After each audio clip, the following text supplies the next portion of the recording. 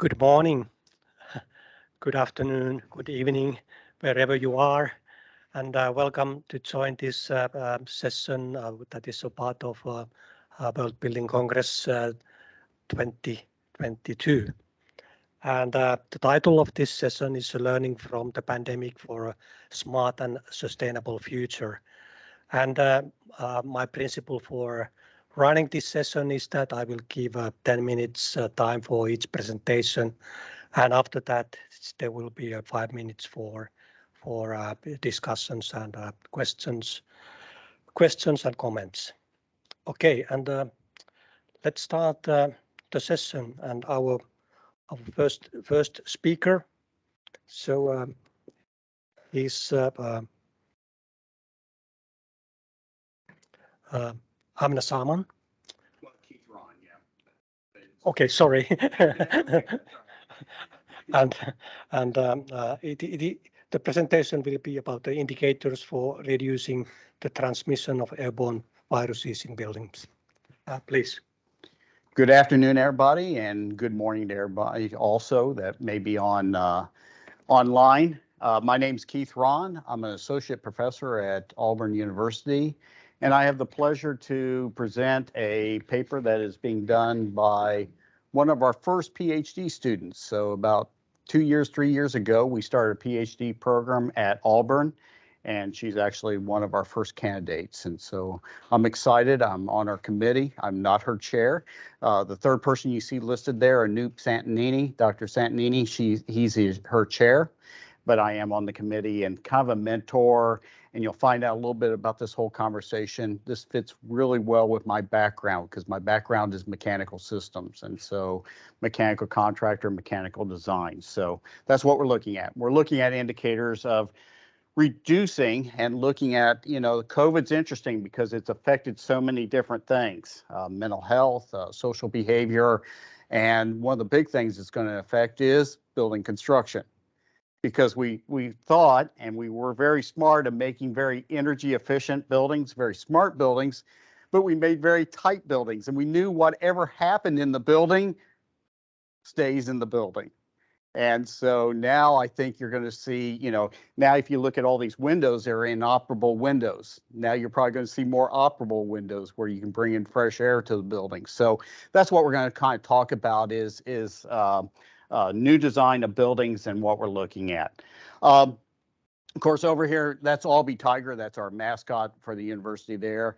And that's me, of course, on the left. And then over on the right-hand side, because I wanted to give her a lot of credit, she's actually in Pakistan right now.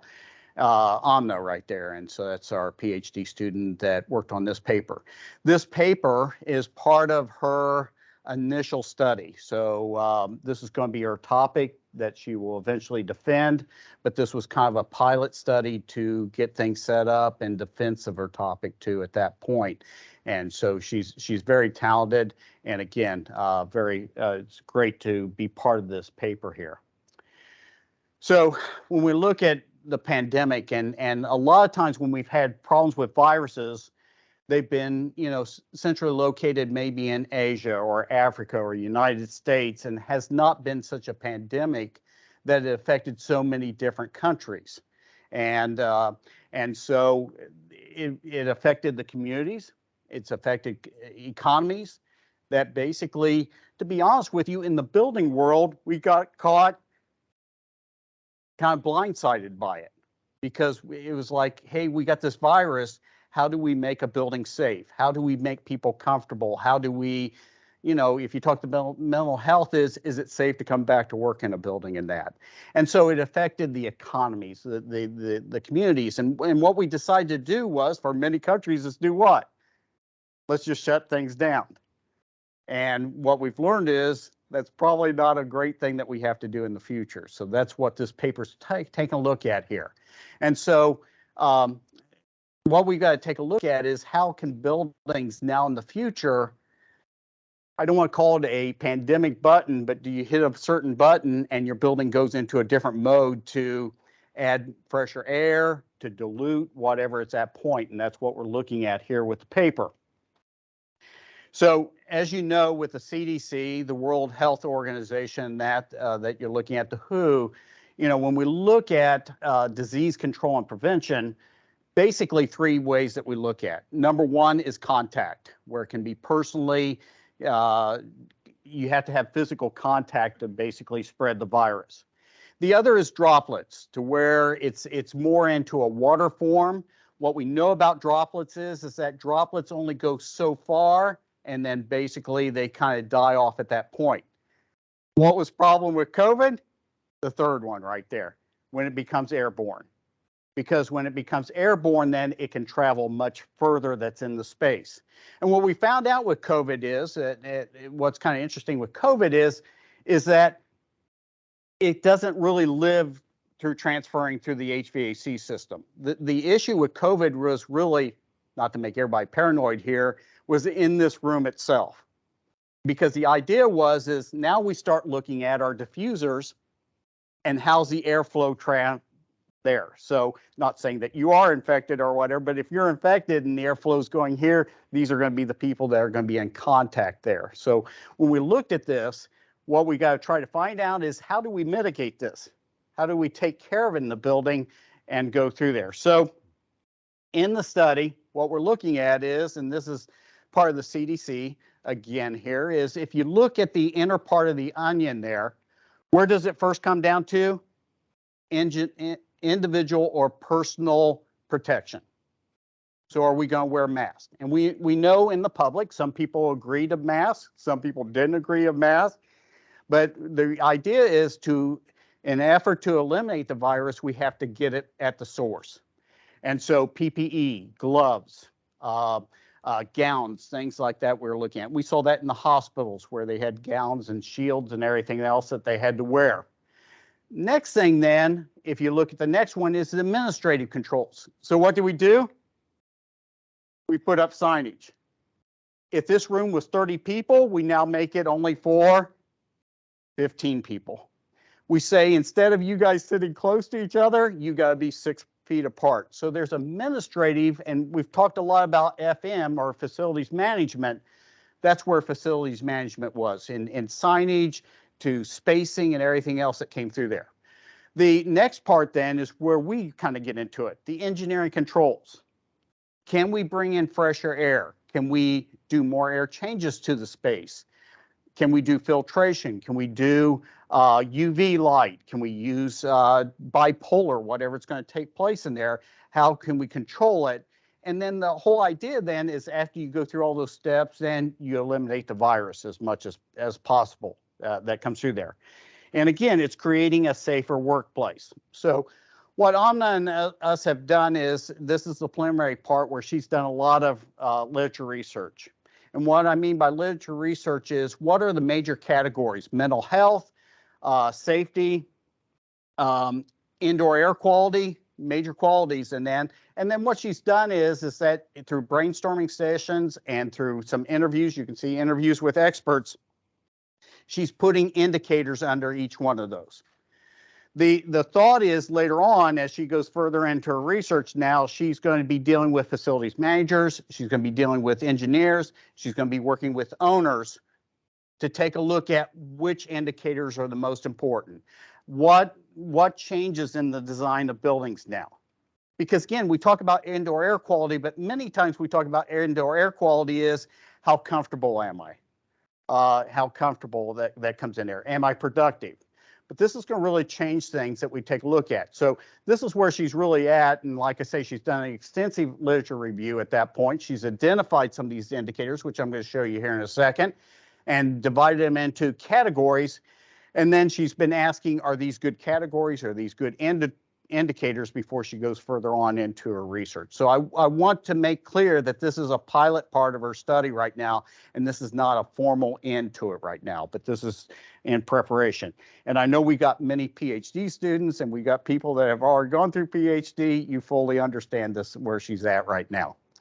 So when we look at this, basically there are, if you take a look at the left-hand side here of the literature review, is we've got building systems, and number one, do we bring in plants? Because we can find out gardens and plants sometimes can do filtration. What about green building systems? What about natural ventilation? To now you put a sensor light on that and it says if the red light's on, open up the window, and it's an optimal time to open up the window. We've got technologies.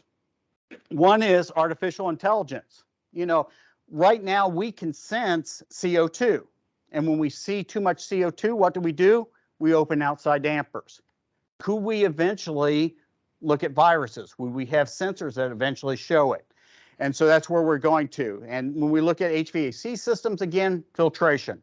And I'll show you this here that goes on. But again, this is all the way that we're trying to eliminate or to put this in here.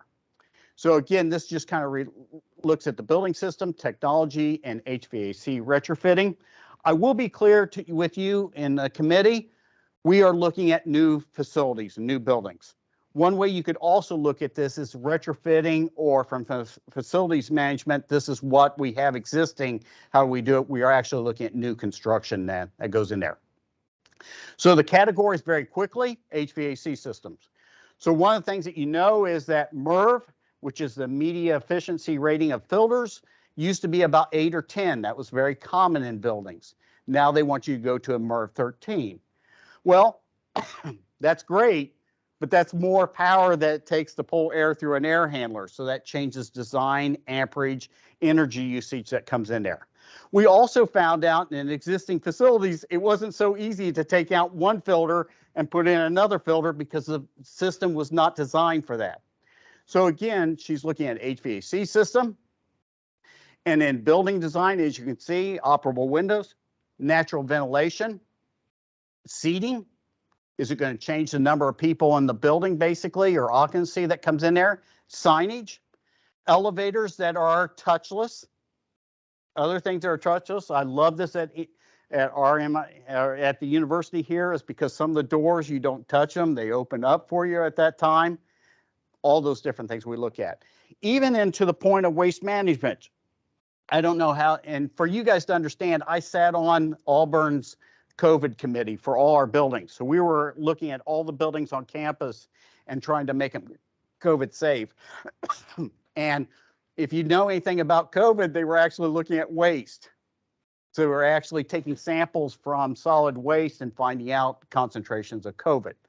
So that goes in there. But we're looking at mental health. We're looking at energy efficiency. That's coming along there. And then, like I say, building commissioning. One of the big things, and then I'll end at this point and I'll look at the conclusions here real quick. One of the things that we were having problems with is, let's bring in 100% air to a building. So you get on your computer on your building controls and say 100%. But the question is, was the dampers actually opening? Or are you actually getting 100%? So commissioning is going to become very important. So conclusions real quick. We got to be more reactive we've got to be more proactive than reactive. You know, I would love to tell you that COVID's going to be the last one, but it's probably not. And the question is, how do we get there? What did we learn? How do building owners get more responsive to it? How do we keep from economy shutting down, basically? And we can continue on there. But the goal of this one is to look at indexes and things that we need to take a look at to make buildings more safer, more healthier in the future. And that's where her study is. Thank you very much. There you go. Sorry, I get a little long-winded there. No problem. And questions, comments concerning this presentation, please, from the audience present. And I think we got one right there. Go ahead. Thanks, Kelly. Billy Hare from Glasgow Caledonian University.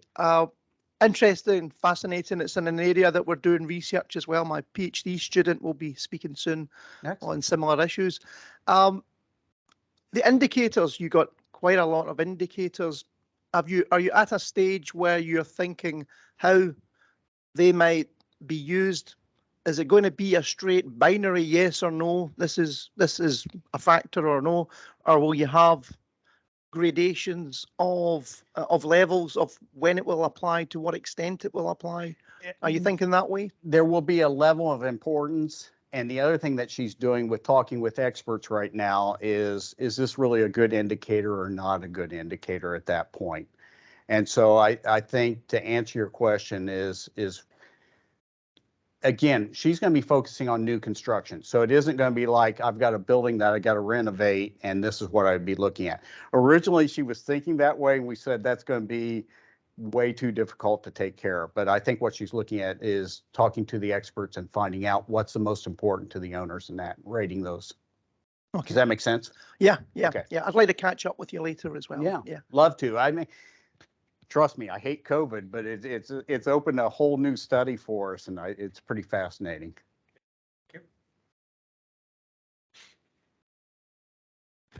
Hello, it was really interesting. First time I see some kind of indicators in this area.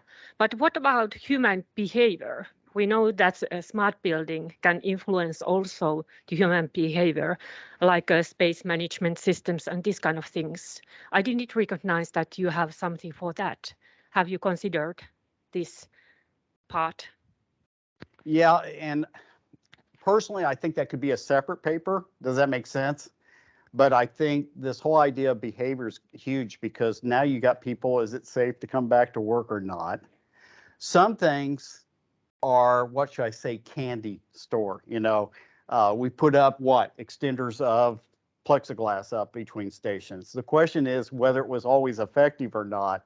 But you're absolutely right. The mental health of it, the safety part of it is going to be huge. And now you're trying to get people from moving from their safe home to now to public buildings again. That comes through there. That goes through there. And I don't know if I totally answered your question, but yes, it will be a factor. And she does have it as a category there. Yeah. Okay, thank you very much. Thank you, everybody. Okay, let's move forward according to our program. So, next presentation will be given by Hansen Chen, and it will be about social distance monitoring. Okay, so it works. Yeah, thanks.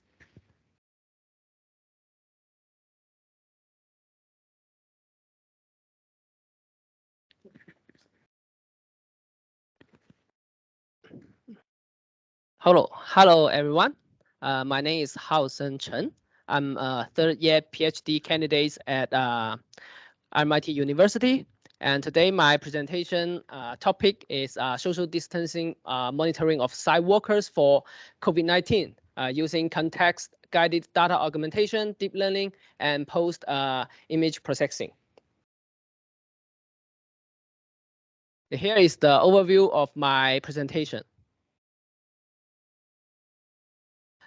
Until 2021, there are more than 300 million cases and 5 million deaths worldwide during the COVID-19 pandemic.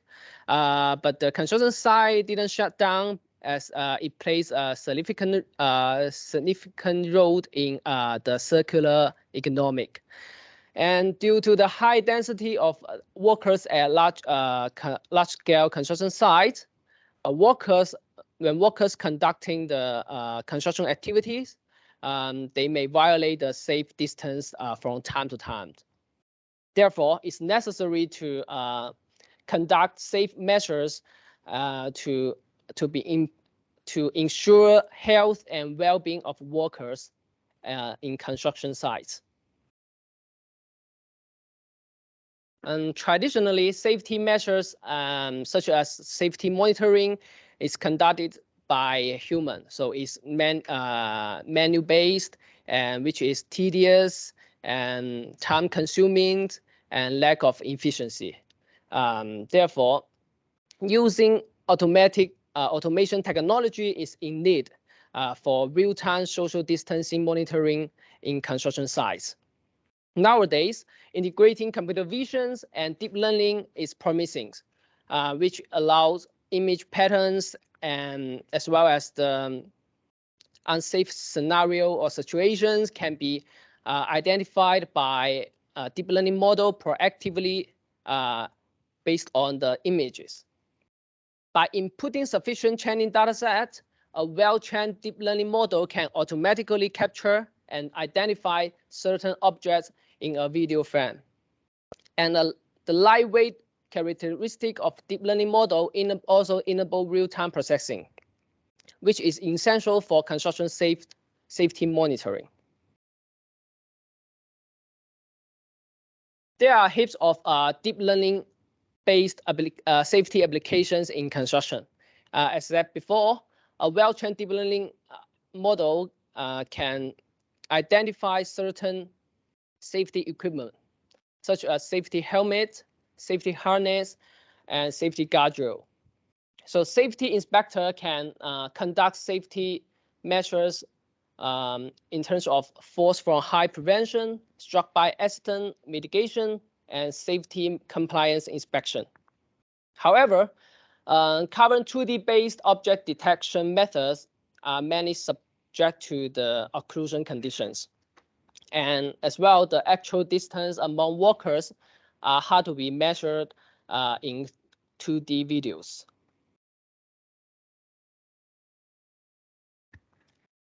To enhance the deep learning performance under occlusions, there are certain common data augmentation methods, such as cutout, cut miss, random erasing, and mix up. As you can see the picture here, the lifting hook is occluded by certain occlusion patterns, such as the black box or the blur rectangular boxes, or just random images. But it also have some limitations because it does not consider the contextual information. As you can see, all these pictures cannot reflect the real world scenarios, right? We cannot see the scenario that the lifting hook is occluded by black box.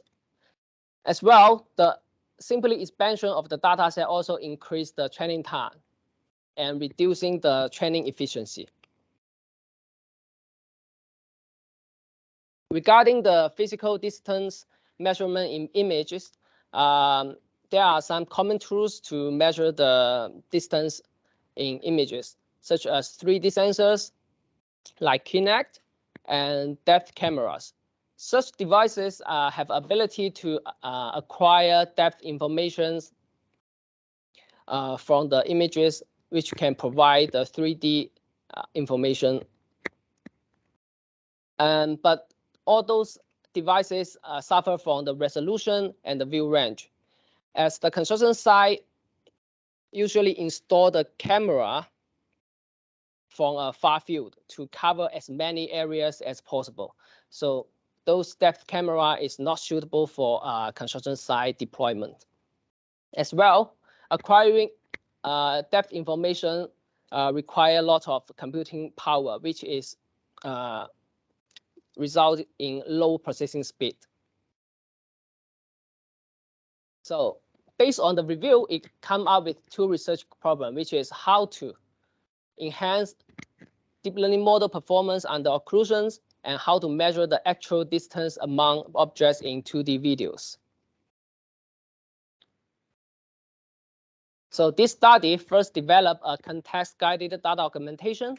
First, we prepare the training sample to be augmented, and we crop the candidate regions by using a pre-trained deep learning model.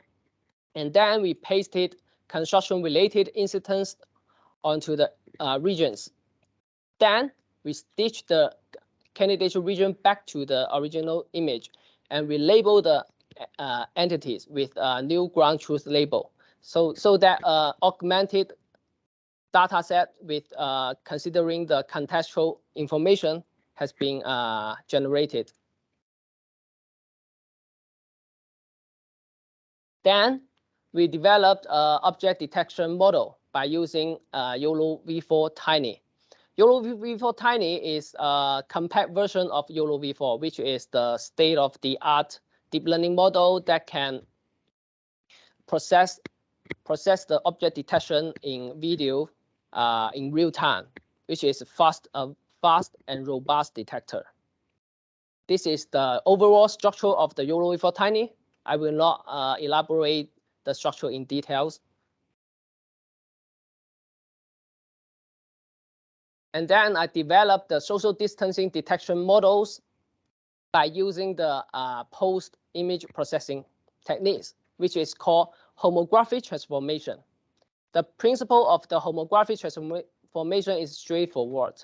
As you can see, it just converts the perspective view image to a top-down view image, so that the pixel distance of two objects can be measured to the actual distance of these two images.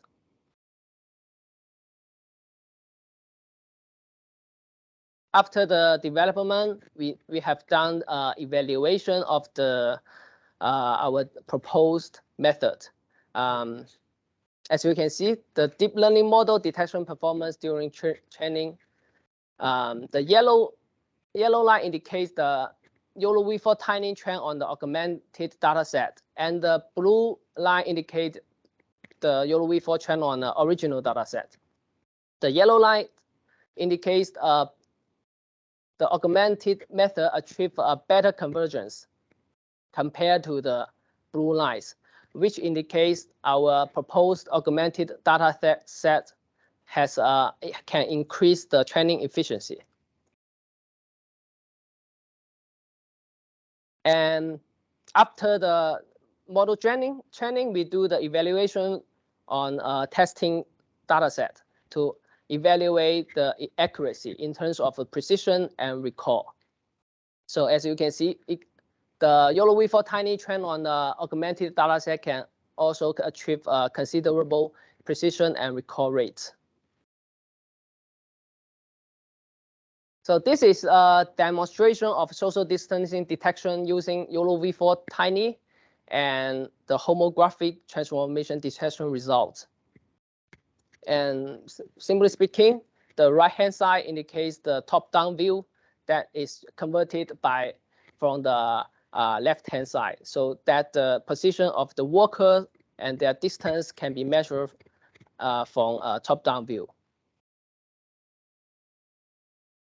So this is the result, is experimental result of the violation of social distancing. As you can see, it also achieved considerable accuracy. And let's play some clips of the evaluation model. So it can accurately detect the distance that workers violate the distancing measures. So in the future, more construction scenario will be considered. As in this study, we just evaluate real construction videos, but it cannot represent the general construction scenarios. Also, to acquire a more accurate position of workers, we will integrate advanced sensing technologies and integrate with multiple camera. And in the future, we will also consider using drones to capture the top-down view of the construction site, because in this study, we use a post-image processing techniques, which is not ideal for the actual distance measurement. This is all my presentation. Thank you. Okay, thank you very much. A fascinating piece of research. Questions, comments, please? Billy?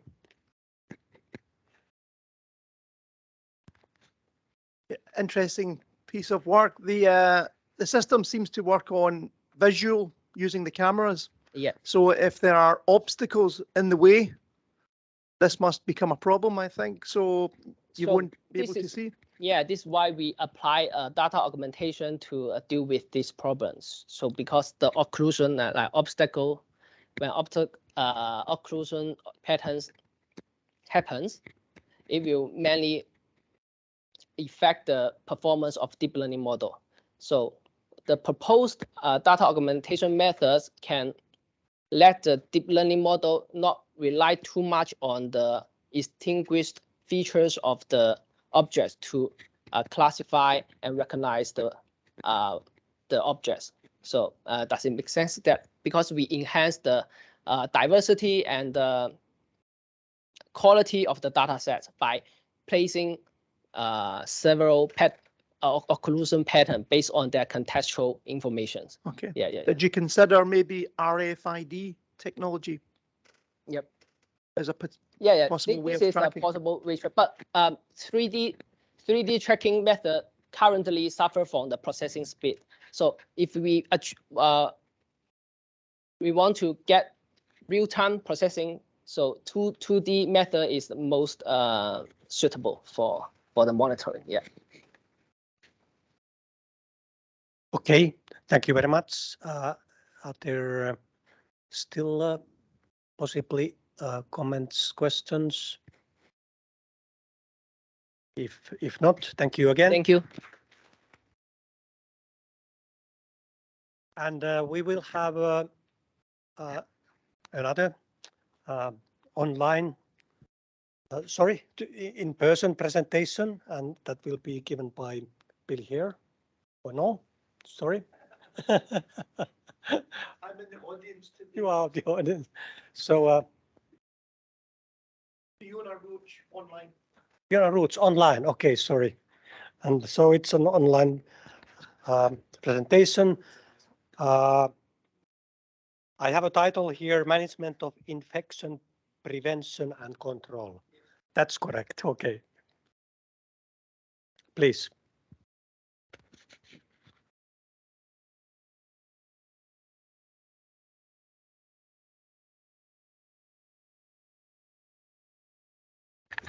We can't hear you. Fiona, I think you're on mute.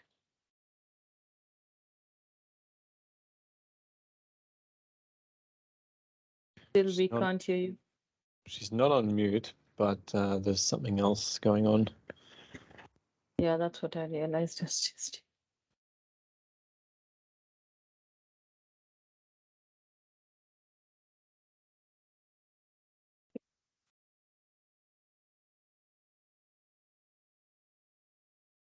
other possibility would be the settings of the speaker.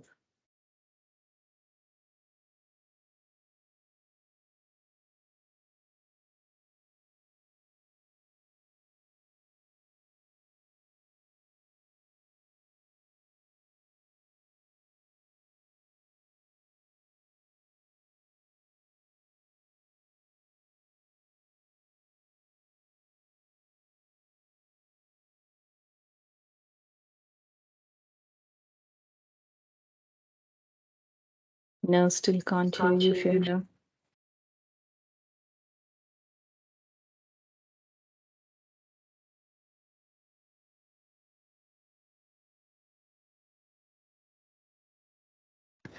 Have you got a headset you might be able to use or anything?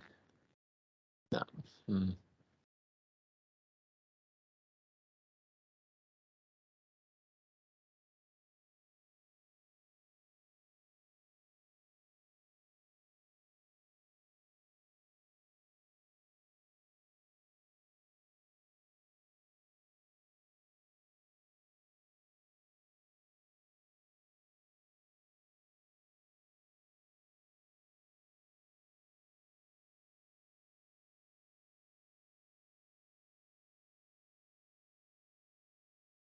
Yeah, could try leaving the meeting and then rejoining and see if that fixes. Yeah.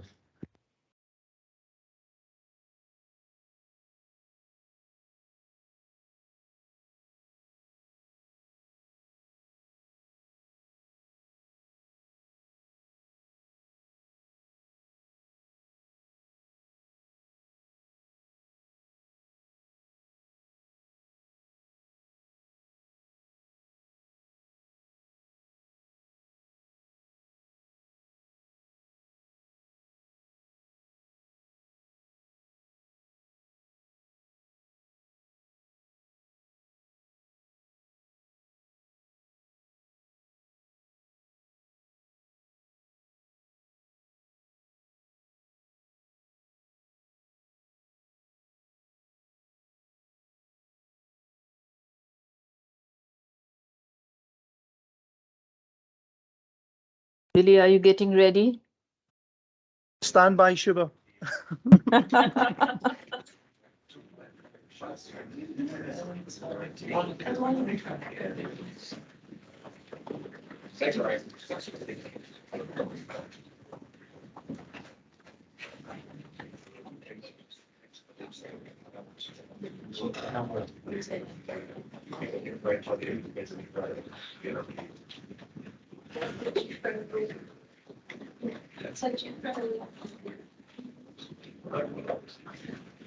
We're running out of time.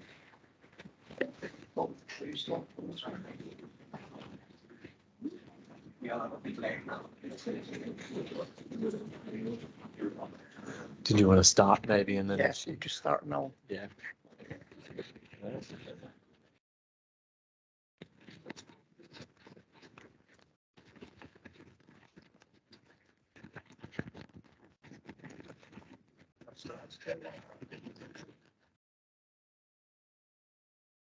Okay, Fiona's back. Fiona, I'm on standby if you're having problems. Yeah, still can't hear. No audio? No. Okay. I'll talk to the slides then. Okay. So good morning, is it? Yeah, good afternoon, everyone. I'll be very quick. We've lost some time, so I'll very quickly go through the slides, which is good for me because I have not rehearsed these slides. I was planning to sit and comfortably and relaxed in the audience. So some of you may know me, Billy Hare, Glasgow Caledonian University. Fiona Roach is the PhD student who's undertaken this research, which is a combination of the built environment and healthcare settings, and the interface where guys like us, the construction team, interface with those from the healthcare setting and the client organisation who want to deal with preventing infections within hospital buildings. Can I do the next slide? Yeah. Okay. So the IPC, infection prevention and control, the research came out of some high-profile infection cases in Glasgow, in Scotland, in the UK. The QEUH is the Queen Elizabeth University Hospital and the Royal Hospital for Children in Glasgow and in Edinburgh. And they had problems where they still don't know the source of airborne infections affecting mostly very ill patients within the hospital buildings. And one of several failings so far which has been identified is this interface between the client or the owner organisation and the construction project team when it comes to the communication of infection prevention control measures that the built environment can have an effect on. So slightly like the first presentation on the HVAC and things like this. So the ventilation, the heating and the water are important factors. And Fiona is an interesting PhD student because she has a background in both the built environment and in healthcare. So she's a very better placed than me to talk to these points. So Fiona is completed the first year round about there of her PhD. So she's undertaking literature review and moving closely now to initial data collection. So there's not too much to cover, thankfully. So at the moment, it's just I wanted to give Fiona the experience of presenting at an international conference, which unfortunately the technology is not allowed. So from that literature review, these are just some of the main findings that Fiona has so far. That the quality of data that's available, for example, how do we know how many air changes per hour are correct? The actual empirical evidence for this seems to be somewhere lost in the past, and we cannot say with confidence why it should be so many air changes per hour to keep people in the building safe. Multiple confounding variables, so it's a very complex issue to negotiate, and therefore tweaking one part of a large system, and in these cases these are very large hospital buildings, and we're not quite sure if what we think works at the elemental stage actually does work holistically at the full building system stage. Lack of evidence of best practice in IPC and team engagement, and this is where Fiona's focusing is not so much on the technical area, but more on the people and the interactions and the engagement of the staff who are in the owner or the client's organisation, and how their information can be communicated to the team and better decision making made as a result. So in terms of the knowledge gap, the engagement of the specification, the design, the construction through the project lifecycle is where she's going to focus on individuals from the client's side of the team. There's the aim, so to assess the nature and efficacy of the engagement of IPC specialists, so that the actual interactions, whether it be at meetings, through communication, during the construction life cycle, and the development of, so it's new build, again, it's not retrofit, but rather new build healthcare buildings in the UK, and that can cover hospitals, but also different types of healthcare buildings, and essentially to map in a qualitative way the effectiveness of that engagement.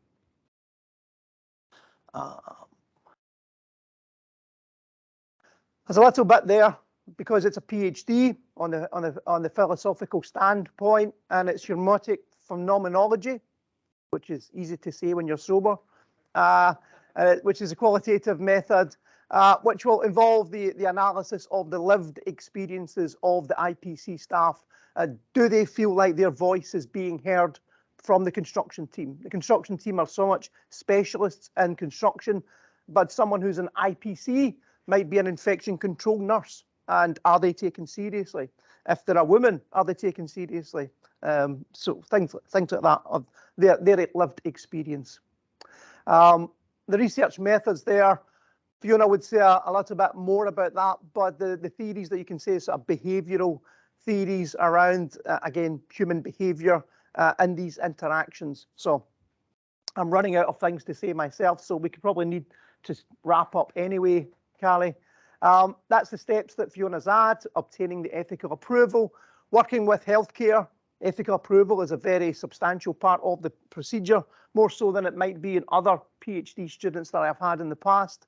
And the recruitment of participants will involve going through the professional bodies for the IPC staff within the client organisations, and then the data collection will involve in-depth interviews with these participants. So that's as much as I can tell you just now. Obviously, the paper is there for further perusal. Thank you for your time.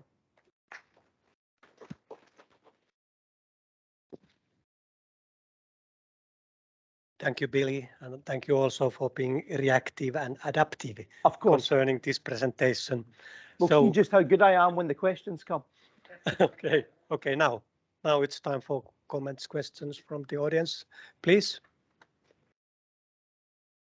I'm so sorry, Fiona. Fiona would have given you a richer feeling for the actual interaction with the and what we're expecting from the client staff and the infection control and what would be deemed important to them. That's the key feature.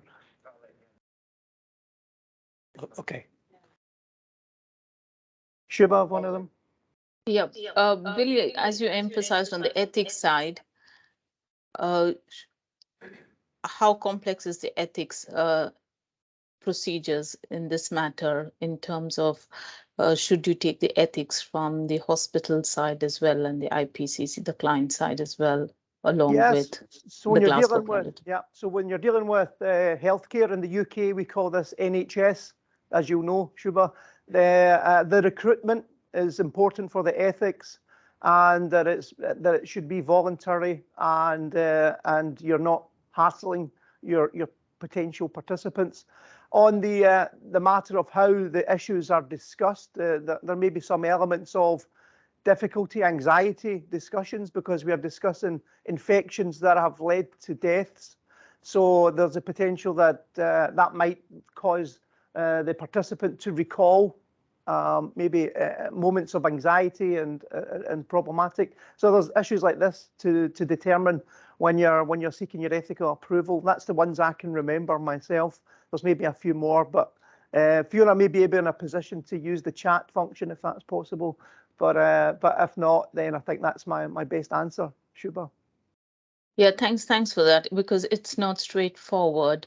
It's got multiple gateways, and also both the interviewee and the interviewer. It's sensitive matters. Just wanted to bring that in light. If there are PhD students in the room, the consideration of ethics and the time it takes to go through that. Yeah, thank you, Shubha. Thanks. Shubha, if you're doing any research in this area, then we'll catch up. Yeah. Sure. There's a few papers I've written on COVID-19. That's what it will catch up soon. Thanks, Shubha. Okay, thank you very much again. And we shall move ahead with online presentations. And the next one will be given by Monica S. Salgado. And it's about analyzing the COVID-19 challenge in the context of a smart city. Is the presenter ready there? Okay, go ahead, please. Thank you. I sent a pre-recorded video because I was afraid something like what happened with Fiona could happen to me. I do not know if you have the pre-recorded video to share. And I will be here, of course, for the questions after presenting the video. Do you have it to share?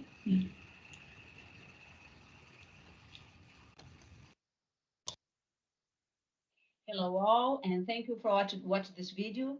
I decided to pre-record this video to make the most of the 10 minutes that we had to present our papers. I'm Monica Salgado. I'm senior professor at Federal University of Rio de Janeiro, Brazil, and also visiting scholars at Parsons School of Design. And I'm here to present this paper entitled Analyzing the COVID-19 Challenge in the Context of a Smart City, Considering the Sustainable Development Goals. The main interest of this research initially was to identify which aspects bring smartness to our cities. And as New York City is frequently is the top smartest cities all over the planet, I decided to develop my research, my case study in New York City. So I flew from Brazil to New York to understand the main characteristics of a smart city and how the city works. This opportunity as visiting fellow at Parsons School of Design was made possible thanks to the financial support of CAPES.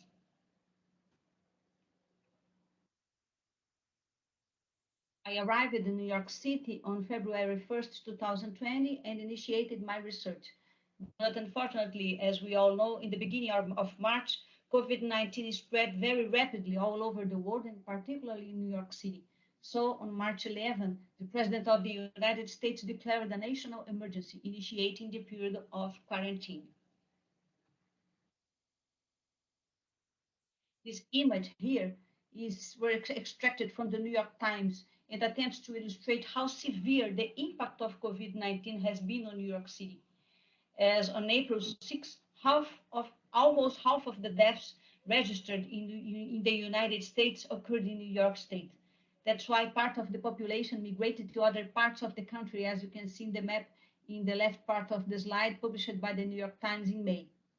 I was stranded in New York City, unable to return to Brazil, as most flights has been canceled, and I was also unable to carry on my research as I has planned.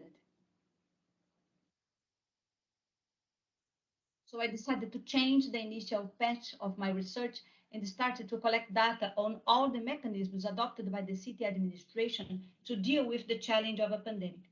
And the second part of this research was to relate these actions to the 17 Sustainable Development Goals to see if there was any relation among them. In the beginning of the pandemic, the New York government created a direct text message number that sent daily pandemic updates to registered numbers. This SMS provided information not only about hospitalizations and deaths, but also try to guide New Yorkers to stay home, offering a suite of public services that ranged from food and remote learning service donations to motivational messages.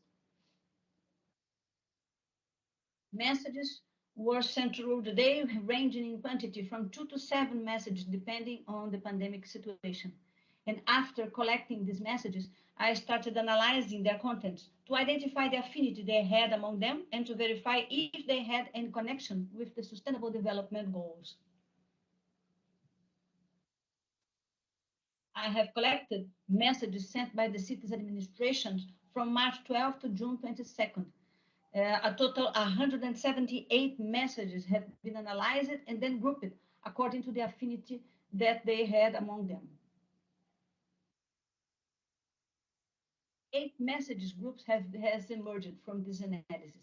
Medical and COVID information, information about food distribution, small business support, support for victims of domestic violence, school and remote learning information, control of price gouging, motivational messages, and general information. Here in these slides, I try to illustrate some messages sent by the city's administrations about COVID and medical information. But it is important to say that these messages did not end in themselves, as they provide information about websites, helplines, where citizens could get help and support during that difficult time. So we can relate these messages directly to Goal 3 of the Sustainable Development Goals, referring to ensuring a healthy life and promoting well-being for all at all ages, and also Goal 11, related to the interest in making cities and human settlements inclusive, safe, resilient, and sustainable.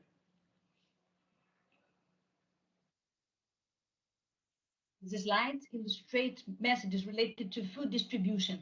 As you can see in the right side of the slide, there are some screenshots that I took from my smartphone based on the SMS, indicating addresses where food and meals were being distributed all over the 5 boroughs of New York City.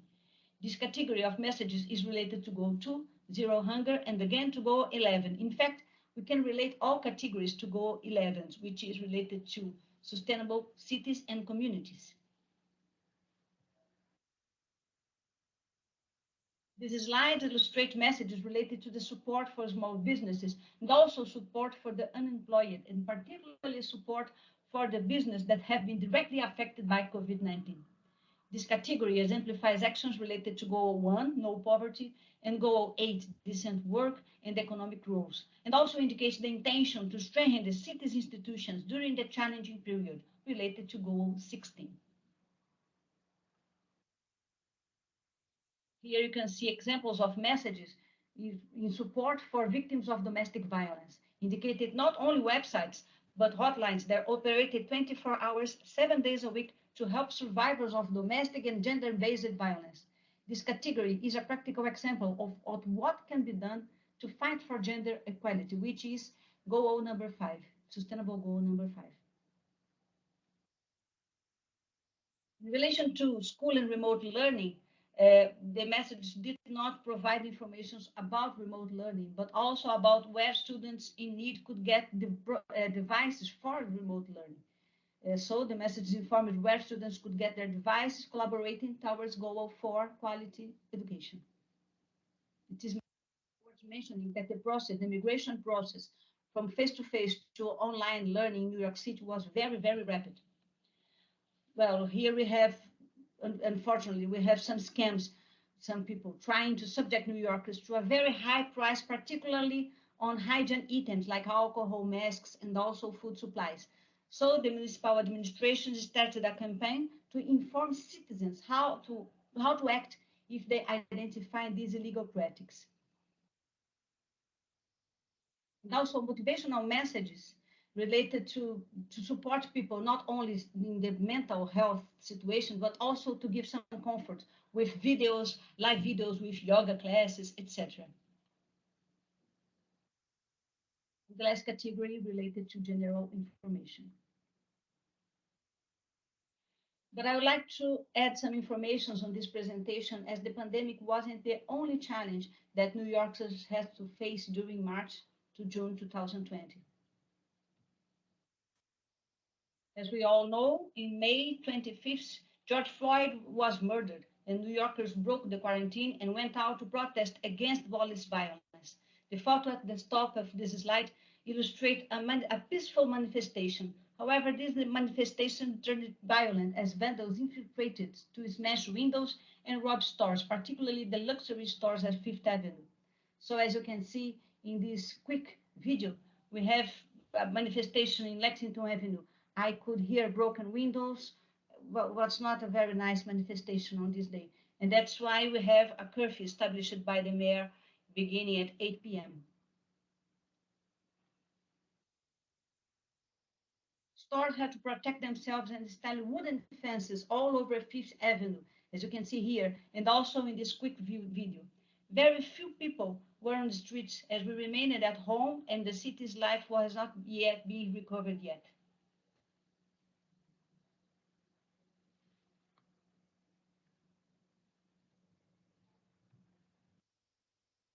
In early June, New York City began the process of reopening. And as New York City was the most affected city in the country, it was no surprise when in December 2020, the first American citizen vaccinated against the coronavirus was a New Yorker.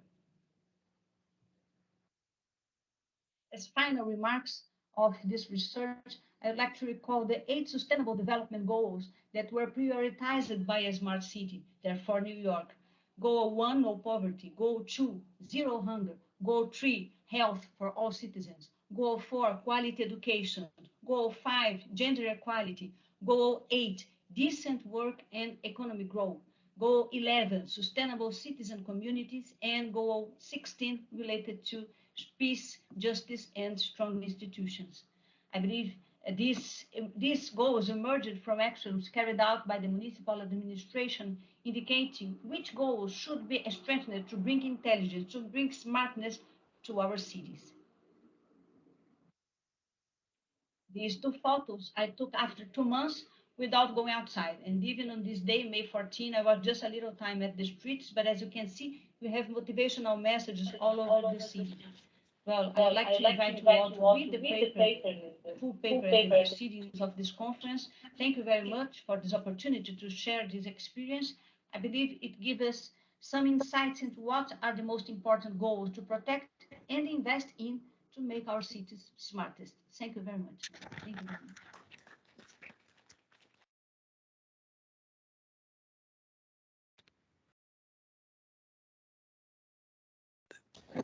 Thank you, Monica. Yes. Very unique piece of research we have seen here, and just to comment from my side, it was interesting to see that even from this kind of single case study, you have managed to put some generalized results in front of us. So okay, so looking at our audience here, comments, questions, please. Hello, Monica. Hello, it's Hi. Diana. Hello. How are you? This is Diana from Bahia. How are you? Okay. Diana, we are awake at 3 in the morning. Yeah, I know. Monica, congratulations for your presentation. I think you were very resilient to change your subject. I remember we were in Rio de Janeiro talking about your trip to New York, and you were very excited to stay there for 4 months, and unfortunately 2 months locked in apartment. But it's very good to see that you could develop something very interesting. And my question is pretty much about the last phrase that you mentioned about the goals. Which kind of top lessons you could learn from this experience in order to advise for smart cities, you know? Can you mention 2 or 3 top lessons learned from this experience that you had? Thank you. Thank you, Diana. Thank you for the question. I believe that these goals that have been highlighted are the most important. We have some discussions yesterday about how to achieve the Sustainable Development Goals, trying to survive from these pandemics. And there are many countries that will not have the necessary resources to pay for, to invest in all the 17 sustainable development goals. And so when we see how New York faced the pandemic, how the city has reacted, well, we can understand that goal 1, no poverty, goal 2, zero hunger, goal 3, health for everybody, and particularly mental health. We are always discussing about physical health. Of course, it is important too, but mental health, because staying at home, staying without your friends, without your family, it's very, very difficult. And so goal 3, mental health and health as a whole. Quality education, we are still fighting with this subject, particular subject, because I do not know about you, Diana, and all professors that we have here, but I miss the classroom. I know that Zoom is wonderful, Google Meeting, okay, but I'd like to be with my students in the classroom, looking at them and understanding them, thinking about what they are thinking and whatever. And so quality education, we have to think about this, and also gender equality, particularly these 5 goals. I believe it's something that we have to prioritize. If we do not have money to invest in all the 17 development goals, sustainable development goals, we have to think about actions to invest in these 5 goals. And then I believe the other goals will be achieved in the future. Okay, I do not know if I answer your question. Okay, thank you very much again. A short comment, yes, sure.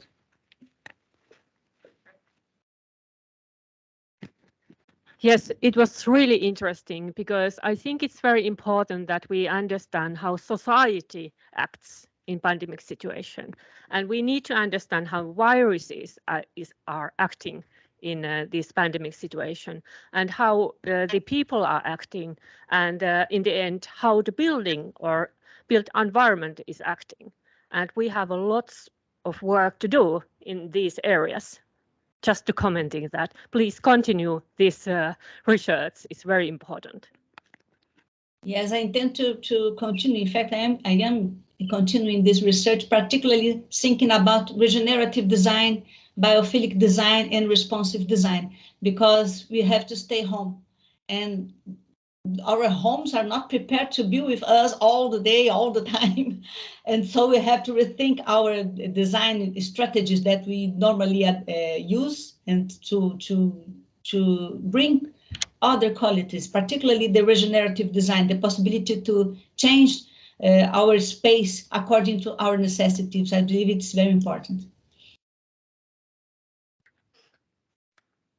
Someone has raised a hand in the online, but well, okay. Yeah, this is Shubha, Monica. I just wanted to congratulate you on the exciting work you've done.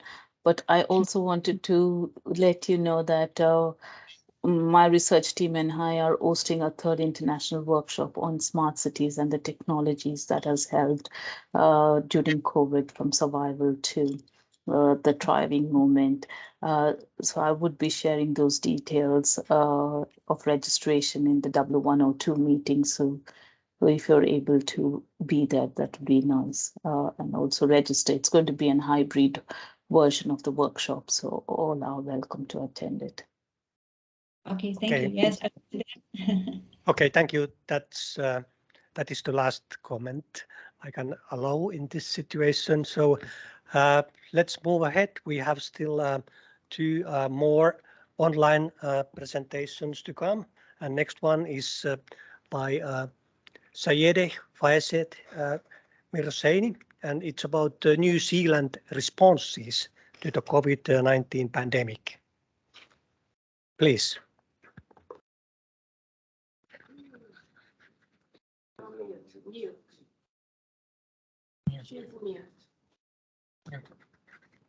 Unmute yourself, please. Oh, sorry. Hello, everyone. Thank you for joining. And I have provided a pre-recorded video, and I think it's ready. Thank you. Hello everyone, my name is Faiz Zemir Hosseini. The presentation of the New Zealand response to the COVID and the effects of its governance on the construction industry is a part of my PhD thesis, which focuses on the effects of COVID on the construction industry in New Zealand under the supervision of Professor Susan Wilkinson and Dr. Mustafa Babayan Jaluda. This research is conducted at the School of Built Environment, Massey University, Auckland, New Zealand.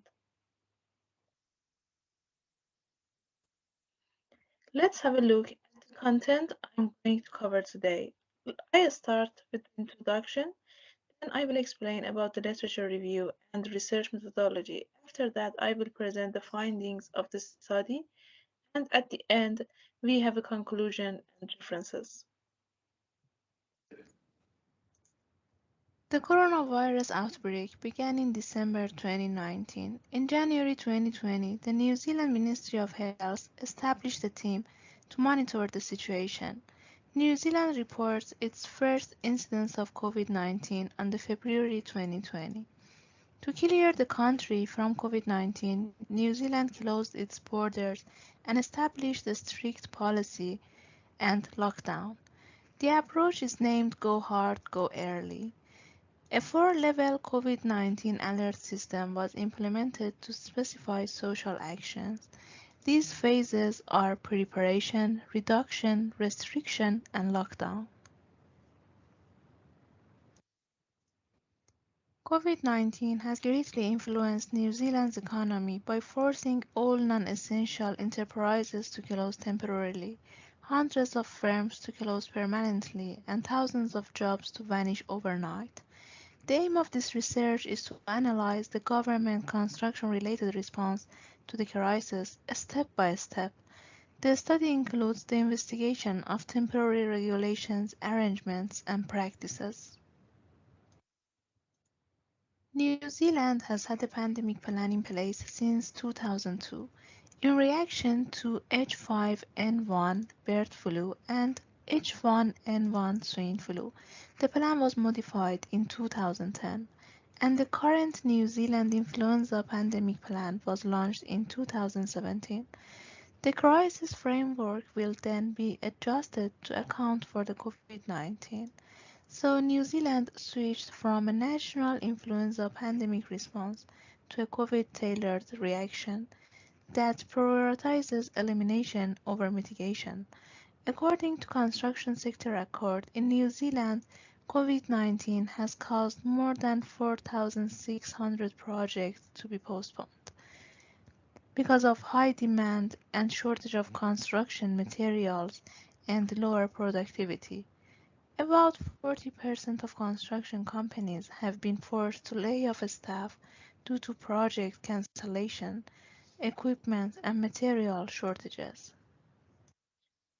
Government and relevant agencies' websites were analyzed to provide a step-by-step analysis of the response. The key features for selection criteria were websites should be New Zealand owned, that release New Zealand related information, and the information should be associated with COVID-19 and the construction industry during pandemic. By scanning websites and following external links, three main sources were found, which were covid.govt.org,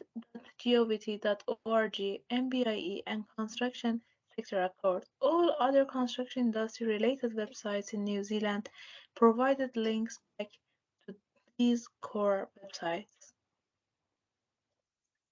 Content analysis was performed on the data collected. The information was structured into a spreadsheet format.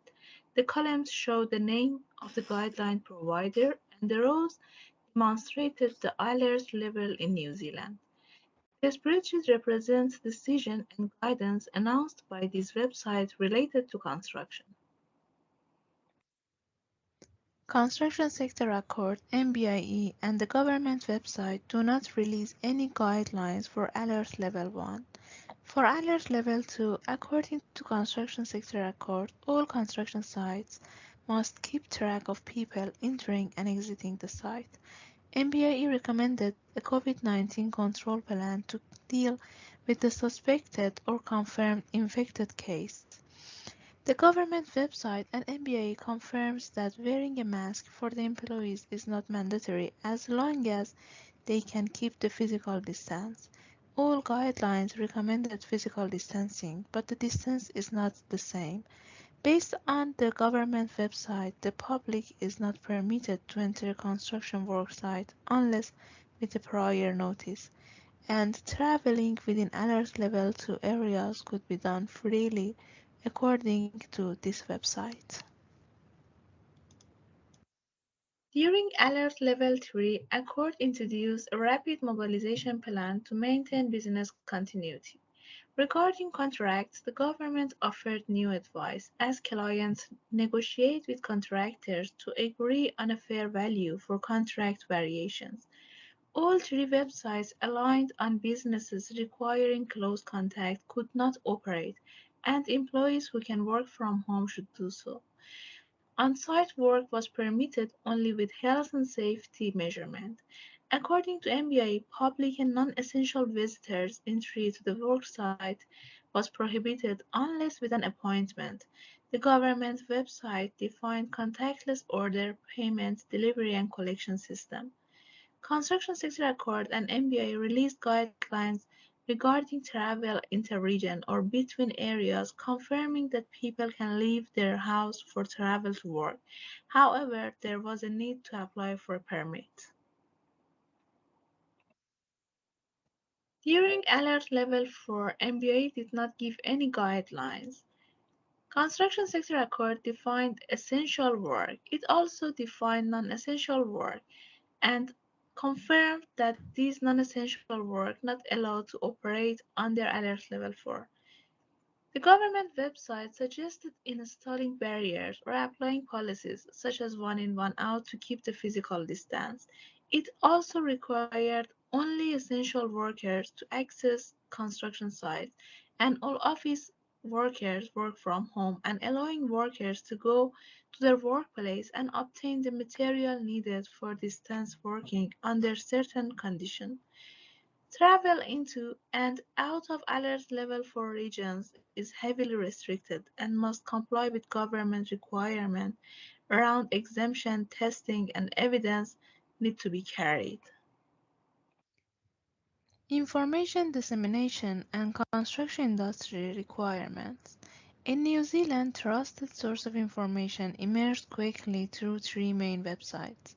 Mostly the information was consistent, easily digested, and timely. Other industry providers quickly came to rely on the Construction Sector Accord for sources of construction information and the government website for generalized source of information. Through studying the guidelines, the main field of attention of the website across the alert levels were shown to be having control or mitigating plans, requesting workers and visitors to sign in and out, reducing workers' density by providing distance working when available, requiring workers and visitors to wear face masks, maintain physical distancing, providing guidelines for accessing the worksite safely, and addressing policies for deliveries, visitors, and traveling. The trend in the information and guidelines provided by the website shows a natural increase in the information and rules from Alert Level 1 to Alert Level 4. Findings from the study showed the similarity and consistency for the construction sector of released guidelines through the websites. Main theme emerged, focusing primarily on how to keep the construction industry operational during the pandemic whilst maintaining the safety of employees. Stricter standards of operation were apparent at the different levels of alert. However, consistent, easily digestible, and reliable information appears to have been provided to the construction industry in New Zealand, primarily through the Construction Sector Accord information channel. Thank you for your attention.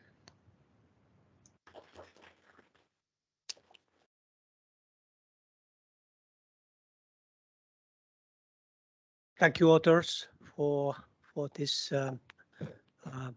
video presentation, and thank you, Vasak Masani, for being present here. Are there questions, comments from the audience here in Melbourne or from online participants?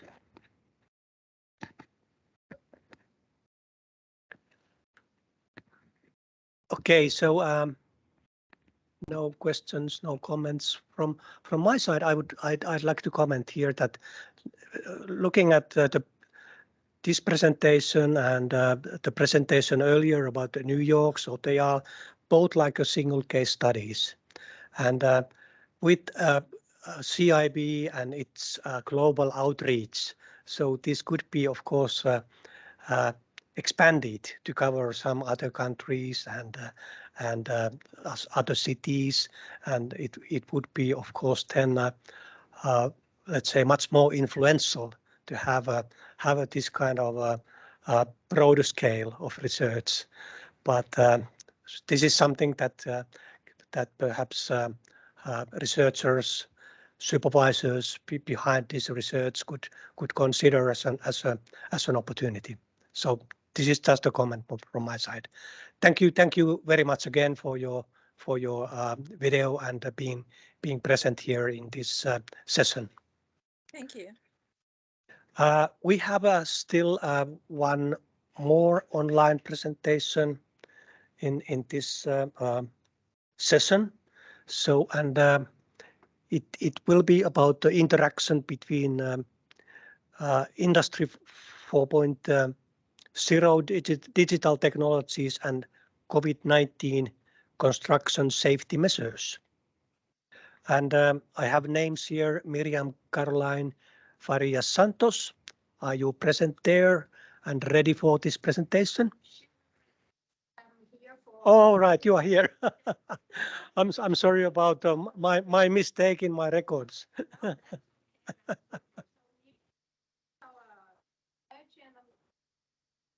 Okay. Okay, please go ahead with the presentation. Hello everyone, today I'm going to present the paper named Interaction between Industry 4.0 digital technology and the COVID-19 construction safety measures. First, a little about our team. My name is Miriam Santos. I am a PhD student at the Federal University of Bahia, and this work was written by me, Professors Diana Costa and Sávio de Mello, and the master Bruno Silveira and Amanda Barbosa, all also from the Federal University of Bahia. Let's do a brief introduction. COVID-19 brought an opportunity to emphasize hygiene practices at construction sites, and it also affect the workers' daily activity and how managers organize these workforce. On the other hand, the literature also shows a trend towards digitization and automation through the ICT use, which optimizes work processes and environments by reducing safety hazards. Although previous studies indicate the potential of Industry 4.0 technology for safety area, it is still under investigation and needed further studies. So this study needs to contribute by identifying interaction between COVID-19 construction safety measures and the Industry 4.0 digital technologies like BIM, 360-degree cameras, and the UAS.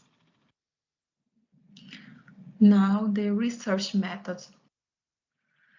This qualitative and exploratory research was based on a literature review.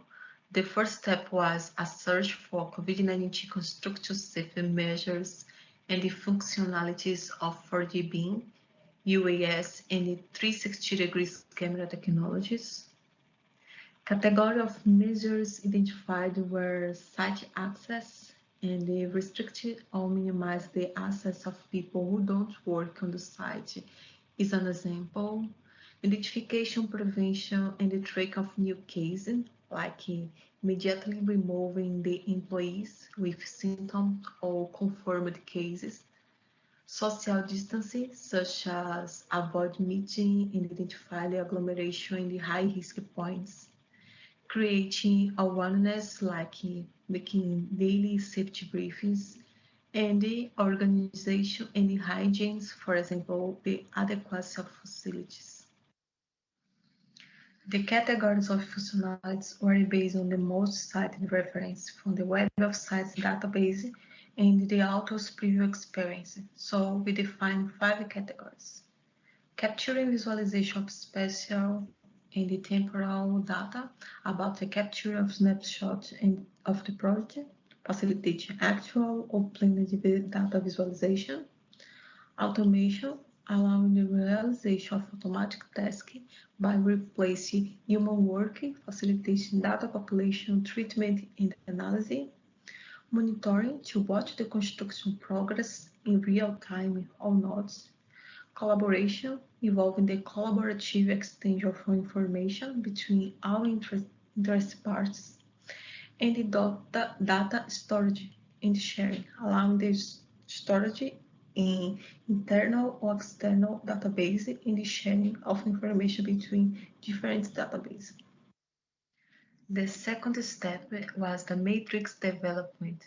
Here, we established and explained possible interaction based on the auto-inductive reason or on source of evidence found in the literature, and the criteria adopted for interaction was positive when the functionality promotes expansion of effect or enhancement of the measures implementation, negative when functionalities inhibit, hinder, or discourage the implementation of the measures, and neutral when there is no evidence found to prove that the use of functionalities improve or hinder the implementation of the measures.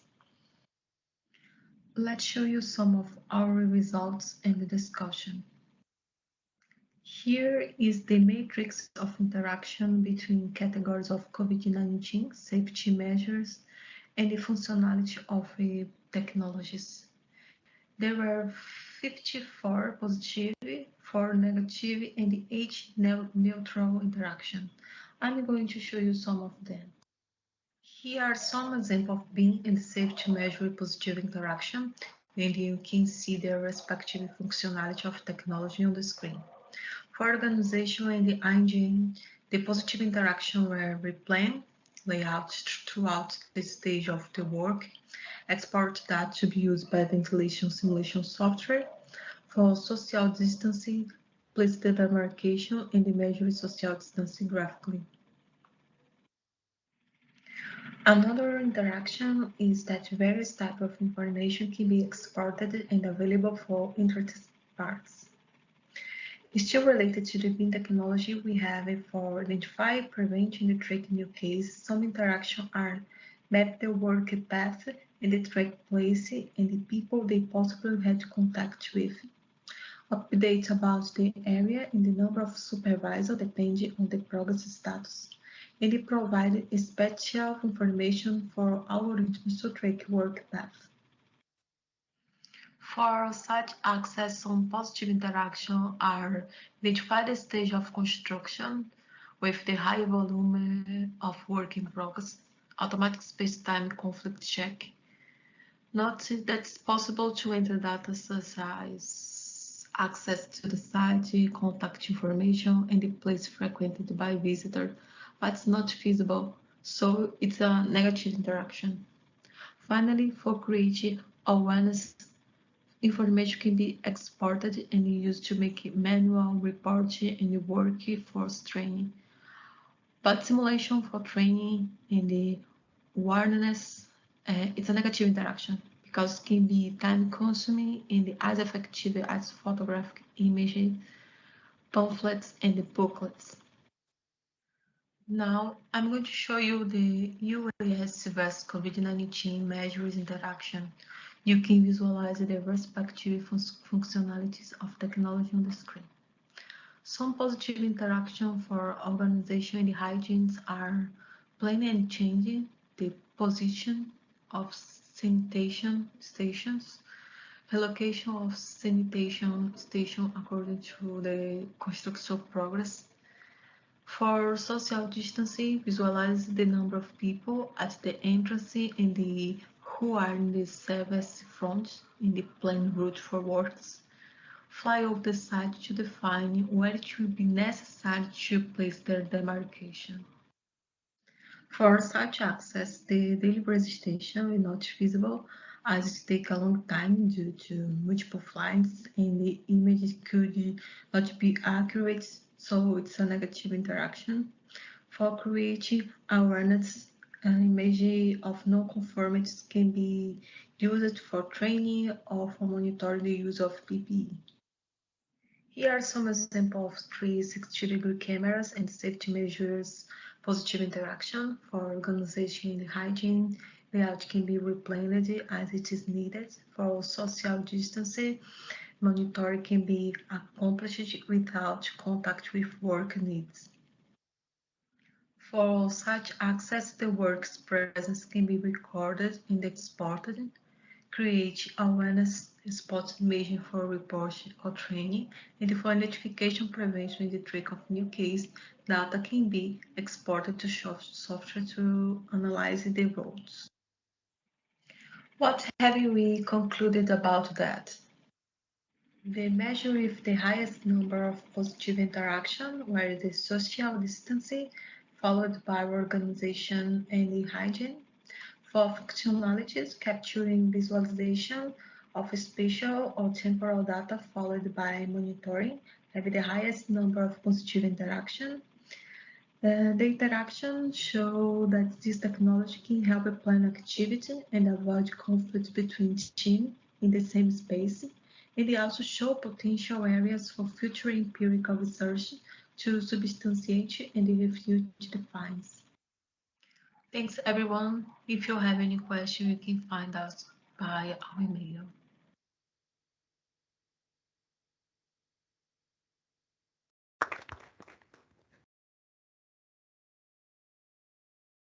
Okay, thank you, Miriam Santos and the research team for providing this this video about your work. Are there short questions, comments from the audience here in Melbourne or online, please? Comment, yeah. Just a comment related to this work. This is part of a network project that we had in Brazil, involved 4 other universities. And the first part of this work was to assess what's going on in terms of the construction sites relate to the safety measurement for COVID.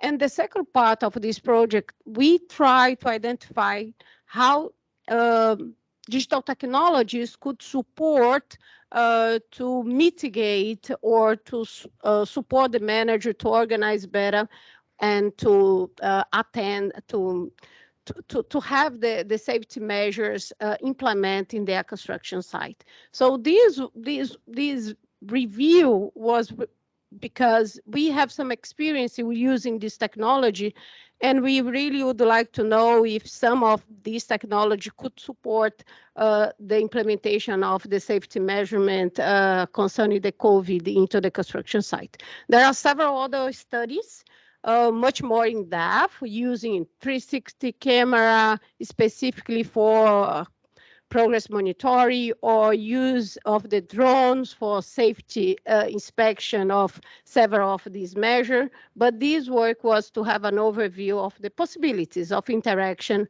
among the safety measures and different technologies. Yeah, thank you very much.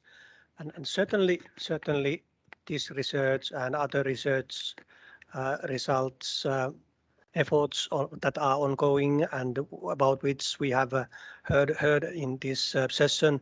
So they are like the first waves of post-pandemic lessons we have learned, and next we are trying to understand what is then the new normal for construction and the built environment sector. And these research, they are representing a kind of new field that has popped up after this tragic pandemic we have experienced. So from my side, thank you very much, everyone, for joining this session. So and yeah, Monica, you have Yes, something in your mind? Okay. Can I just a quick question, just to first congrats to Diana, to Savio, and all the team. But if she can tell us which of these alternatives is the less expensive, because we know that the construction sector did not like to invest very much in these technologies. And so if you can give us a brief idea about which is the most accessible technology. In fact, Monica, BIM is using by several construction projects. This is a technology that it's already used in our projects. Drones and camera 360 are very cheap. In general, they are $300, $400. And we can use for several purposes. We try to focus on these safety measures, but we can use for several things like progress monitoring, quality inspection, and so. And the drones is the same. You know that we have a vast work about drones, and it's about the cost is $1,000 per drone. So, and it's another technology that has been used a lot in construction sites, independent of COVID or not. So I don't think none of these technologies are very, very expensive and that they can use by the projects. Okay. Thank you again, dear participants, for online and in here in Melbourne joining this session, and it has been a enjoyable session indeed. And now time is up, and I shall close this this session. And before closing, let's give our gratitude to all presenters.